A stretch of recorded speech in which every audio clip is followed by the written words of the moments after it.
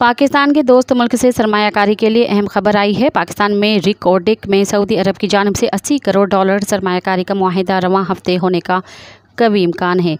निजी टीवी की रिपोर्ट के मुताबिक ज़रा का बताना है कि $80 करोड़ में से $65 करोड़ सरमायाकारी और $15 करोड़ जागी में डेवलपमेंट के लिए खर्च होंगे, जबकि सऊदी अरब से रिकॉर्डिंग में सरमायाकारी एक ही ट्रांच में मौसूल होगी। ज़रा का कहना है कि $80 करोड़ की सरमायाकारी का मुआहिदा रवां हफ्ते होगा। सरमायाकारी मुआहिदा तय पा जाना IMF के एग्जीक्यूटिव बोर्ड से कर्ज की मंजूरी के लिए मुआविन साबित होगा, जबकि सऊदी अरब की सरमायाकारी और कर्ज रोल ओवर के बाद चीन भी कर्ज रोल ओवर करेगा। मज़ीद ख़बरनि ऐं तफ़सीलात लाइ विज़िट कयो असांजी वेबसाइट www.awamiNewsHD.com ऐं ॾिसंदा रहो अवामी न्यूज़ HD।